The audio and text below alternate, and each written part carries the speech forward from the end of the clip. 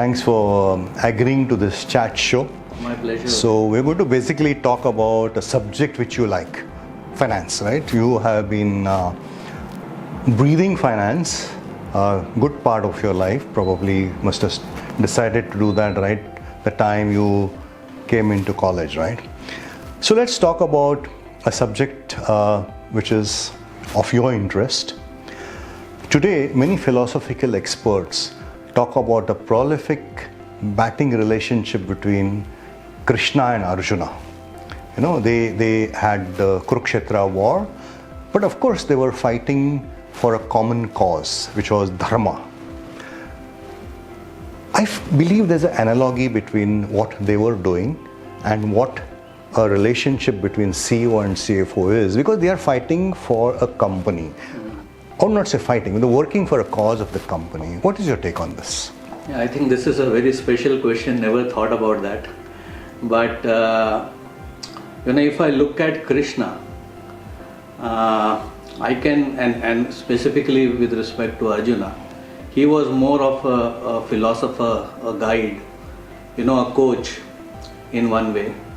And Arjun, as per me, was a warrior and also a very good disciple and a learner. Mm-hmm. Okay. So, however, both of them, one was the god, other was the human being. Both of them were really very good friends as well. Being such a distinct characters. One of the things which actually I believe they were friends were because they were trusting each other. Absolutely, I agree. So the trust factor was huge in both of them, and they believed in each other. While Krishna believed in Arjuna's skills and Arjuna's high motivation towards dharma, and similarly Arjuna also believed in Krishna, whatever advices he gave to him. When you want to relate this now with the CEO and the CFO, I would place CEO as Krishna and CFO as Arjuna. The reason behind was, the Krishna was the master strategist, and I feel the role of the CEO is to make strategy. Not only make but also deliver and get everybody along and deliver that strategy. Absolutely. Okay. And in order to make that strategy, there has to be one vision. Mm-hmm. There has to be a vision, a milestone, and an objective, right? So if CEO and the CFO are able to look at that vision together, like Krishna and Arjuna did with dharma, the common goals can be achieved. Mm-hmm. I would relate more on that side. Correct. The other area what I also think when it comes to Krishna and Arjuna, whenever they were both at the battlefield, Mm-hmm. Pandavas were never in a losing position. Mm. Whenever they were together in the battlefield. Correct. What I recollect, of the war that happened, only once, I think both of them were out of the war, and that day Abhimanyu died. Correct. Right? Mm. So if I look at this as well, if CEO and CFO are together, Presence of them. Correct. And also, even not physical presence, but their overall aura and the togetherness will lead the company to the next level. They will never lose a battle. So that is, I think, my take. Yeah, you're absolutely right. In fact, that what you talked about of faith is the most important part. If that faith is there, everything falls in place. Great, good. And one more thing, is the friendship angle. Absolutely. When Krishna and Arjuna were friends, they can talk to each other as friends, whether it is good or bad. I think the relationship between CEO and CFO could also be something like friends, right? It's more than friendship. I would say transparency was there between them, because today's world, friendship sometimes has its own pluses, minuses, but transparent friendship was, I think, which was a very, very important parameter in the whole relationship of Krishna, and they really did a very good communication at critical level. So that was a great, and that's how I think Kurukshetra is all about, right? Yeah. Good. So, because let's move to other question. You have practically, I would say, started your career with Schindler in India. You joined at the inception stage of Schindler, which was around 1998. 2 decades, practically. 2 decades, 2 years, 21 years. You've seen Schindler's ups, downs, sinusoidal curves.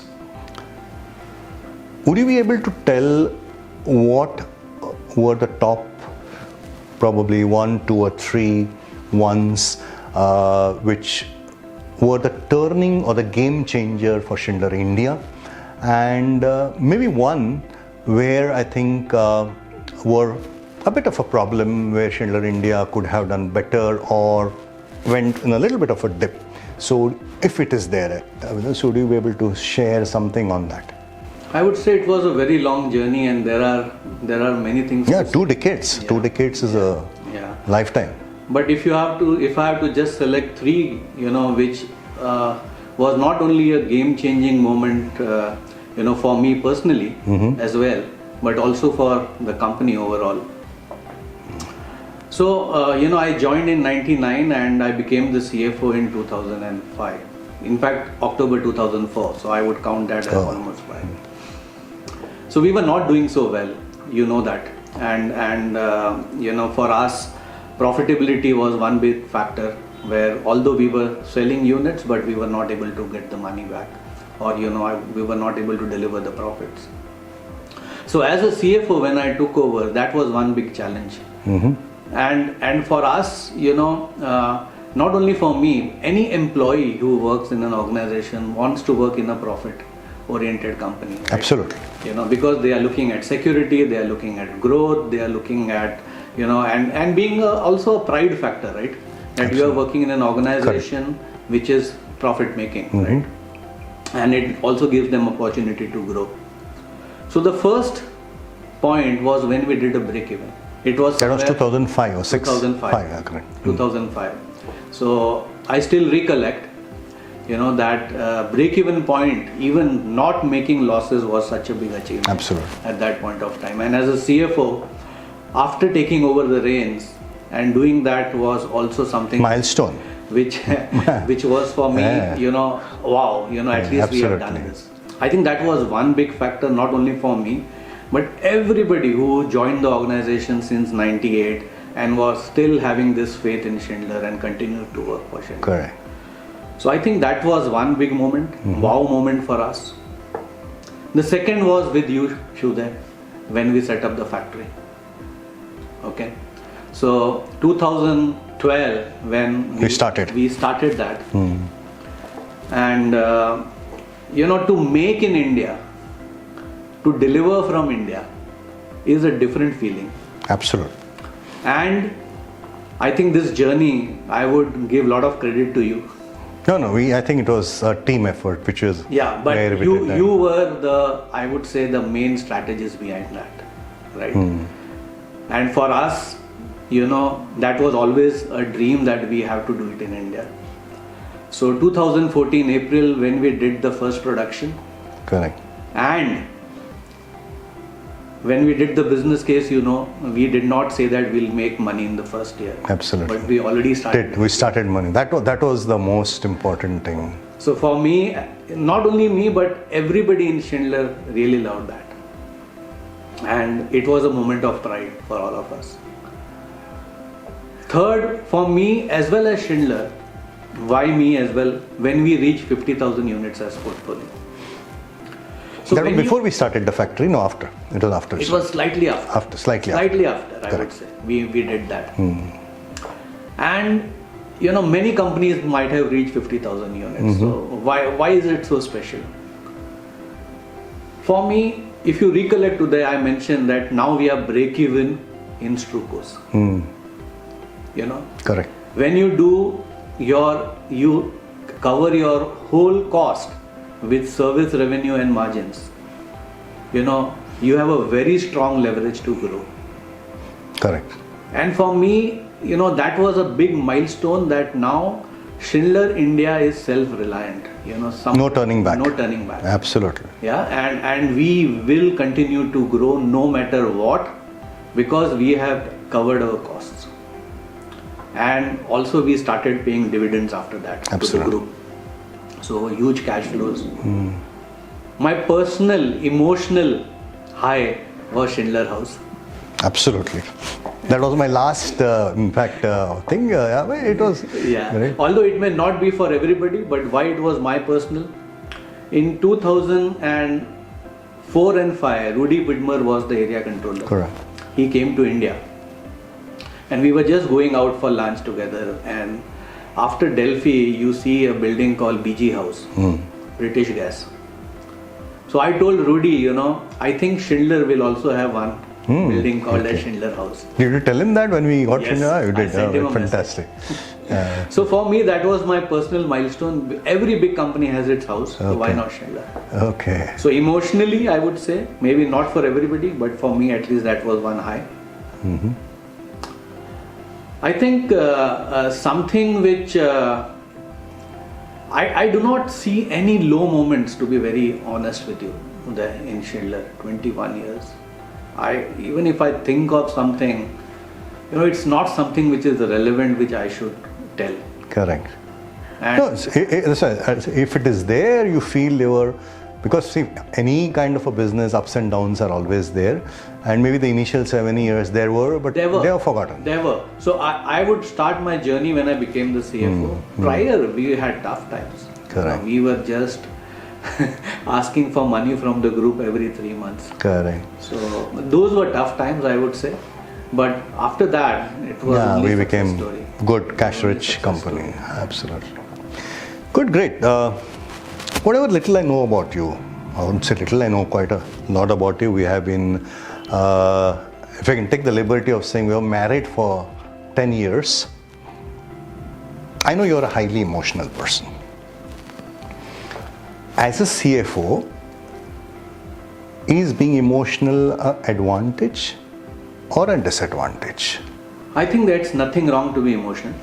No, it's nothing wrong. Everybody has emotions, right? Somebody actually, demonstrates that openly. Somebody are able to, keep that within himself or herself. So, CFO, first of all, is a very tough job. The reason being that, many of the times, you have to say no. And then people actually portray that no into your very tough emotion. Okay. But I can also demonstrate some examples where, I have been very, very open and very, very friendly as well with everybody, and especially with the front line.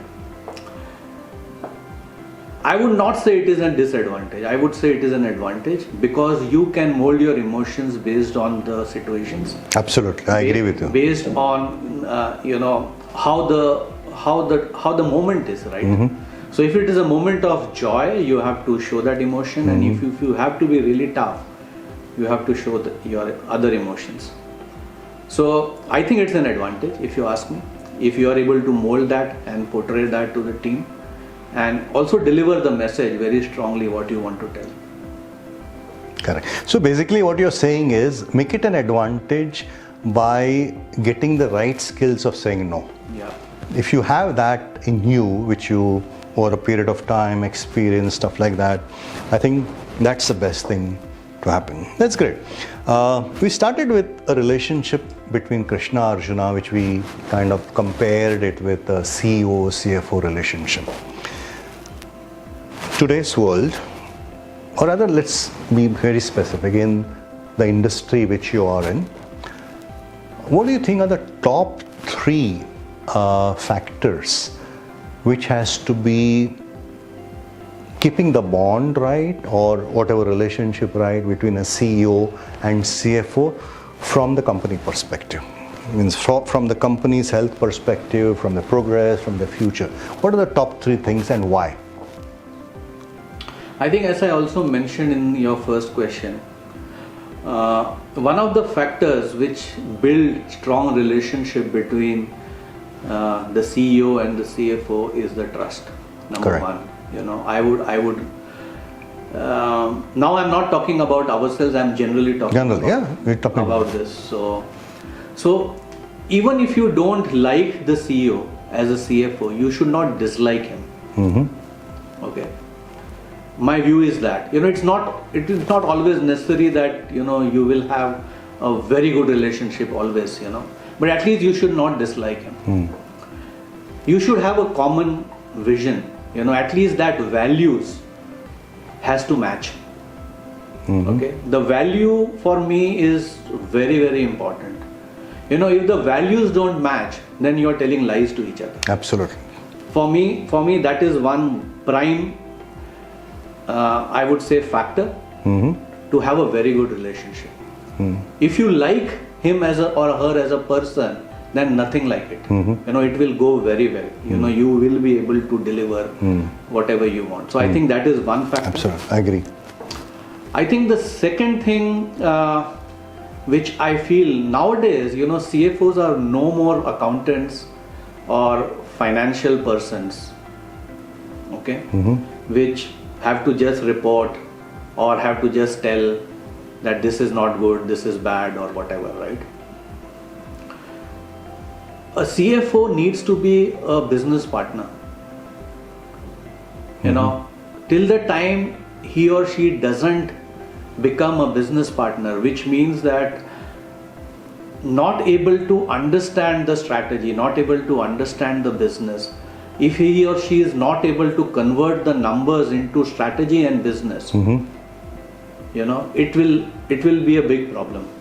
Because the CEOs now expect CFO not only as somebody who takes care of risk, who is supposed to deliver results, who is supposed to audit and get the things done.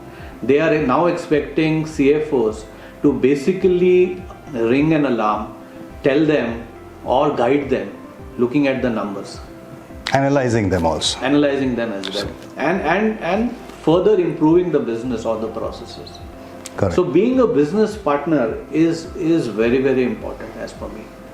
I like that word, business partner. That's, I think, the key. Yeah. So when you are a business partner, you are owning the business. You are not just wearing a CFO hat. You are actually a mini CEO when you are taking this call. Absolutely. Irrespective, if I'll give you an example, if the growth is there, right, and if I have to spend for growth, these spends are known as goods through costs. You know, there you have to really push hard that, you know, we need to grow.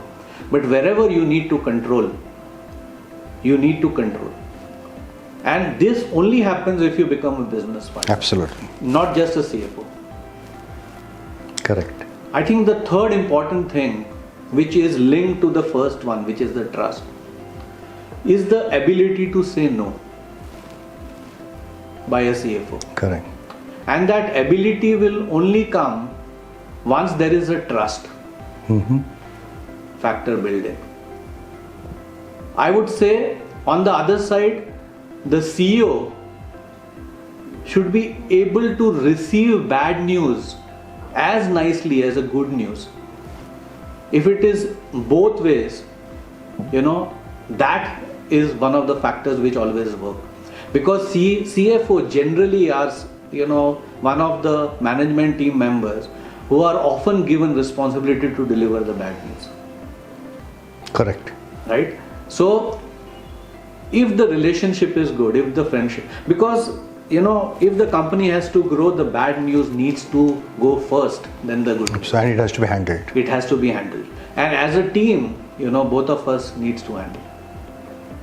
Correct. I agree. So I think these are, you know, some of the... So which was right. You know, I talked about a prolific batting relationship. Exactly. That is where I think everything, Kurukshetra is the right example of that. It's once that is done, it is very beautiful. Just like to add one more thing is, you know, a CEO-CFO relationship generally is perceived by other management team members as well. I agree. As well. I agree. If it is strong, it encourages the board, it encourages the management. And people cannot take disadvantage of it. Yes. And if it is weak, the board, is Big not problem. is not happy. Big problem. I Everyone. think that is one other agree. reason I think it should be there. Absolutely right. Great, Vikas. Thank you very much, and all the best for your job which you are already in. Thanks to lockdown and COVID-19, but all the best for your China assignment. Thank you so Thank much, you. Uday. See Thank you. you.